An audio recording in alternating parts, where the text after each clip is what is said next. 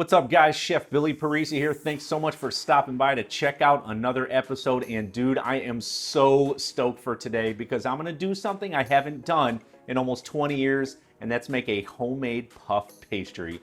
Probably gonna make a tart into it after that. Huge thanks to Bob's Red Mill for hooking it up. Puff pastry can be really intimidating because you think of all the times it needs to chill, folding the dough, just really overwhelming. Don't worry, I'm gonna try to simplify this and make it as easy as possible. Now, when you make a puff pastry, you usually use a combination maybe of cake flour and bread flour, but Bob's Red Mill all-purpose flour is gonna be the perfect center for this, the perfect amount of protein. Always, like I say, the best go-to flour. So go ahead and add some to a stand mixer with a paddle attachment. The next thing we're gonna do is add in some softened butter, and we're simply gonna put that on low speed until it's very, very well combined, probably 5 to 7 minutes. While that is working, I've got some cold water here. I'm gonna simply pour in a little bit of sea salt. I wanna dissolve all this first before I add it to the stand mixer. So use the little whisk, hook it up, go over to the standing mixer once everything is well combined, and slowly pour it in on low speed. Now you want to mix this just until it is mixed. Do not overmix this. Your dough will not rise and it will not be tender, will not be flaky. Do not overmix this part just until combined.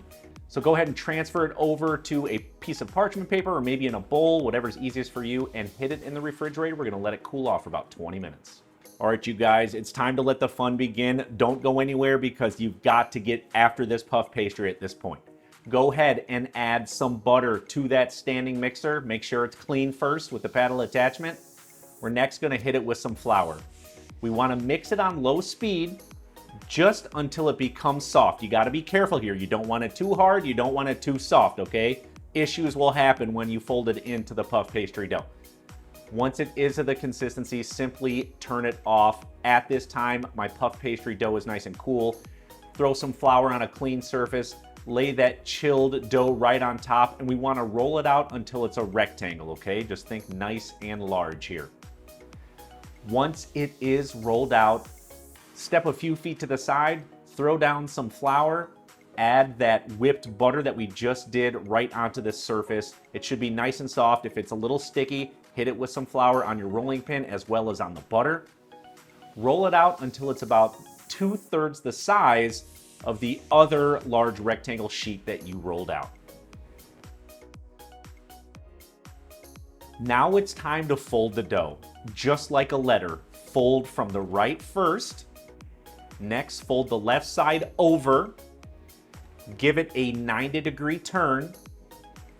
What we want to do is roll it out to that same size original rectangle that you did at the beginning.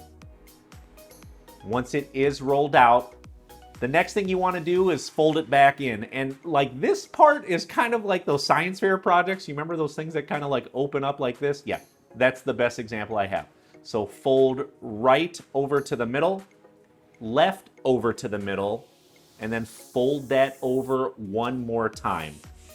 Here, I'm going to transfer it to a sheet tray lined with parchment paper so it doesn't fold in any way. We're gonna let it chill for about 20 minutes in the refrigerator. Don't let it go too long or else the butter will be too hard. All right, you guys, let's take our puff pastry back out. At this point, you could actually do another fold like that whole science fair project thing. You could do that one more time. I'm not gonna mess with it because I think there's enough layers in there that's gonna puff up really nice when I make this tart. So I've made enough dough for 2 puff pastry sheets. So go ahead and cut it in half. We're gonna take one half and put it on a sheet tray lined with parchment paper, and I'm gonna roll it out until it's almost the complete size of that parchment paper.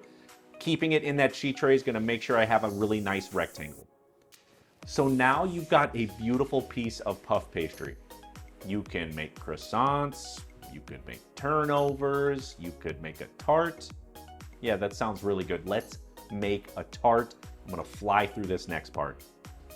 What you want to do is using a little bit of egg wash, brush all of the outside of that puff pastry, maybe in about 1 inch or 2 inches. I've got a ton of peaches laying around. Peaches are in full season, in full effect. They're delicious.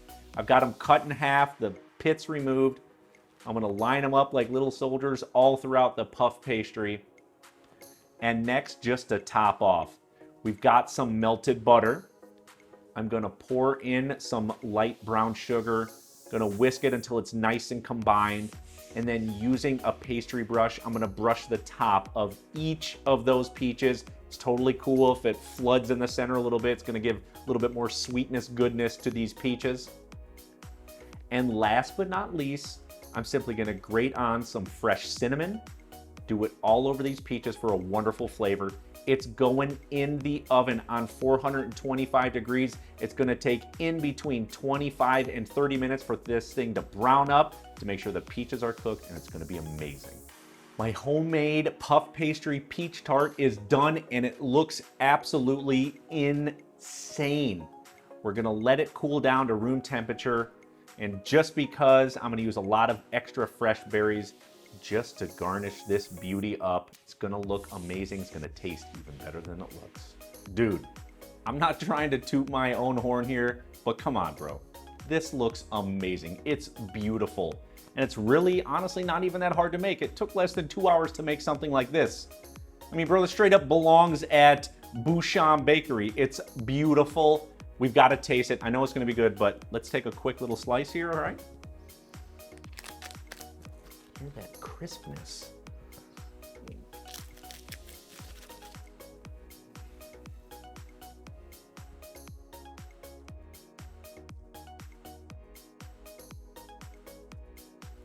Stop it. Stop it. Dude, this is so flippin' good. I know. I don't mean to be just extra bold and whatever else, but it's so good. The puff pastry is so crisp yet tender in the inside. Sorry that I'm chewing so much. It's just so good. Guys, that's all I got. Come back next week. I'm gonna make another awesome recipe. You know it'll be good. We'll catch you later. Time to eat.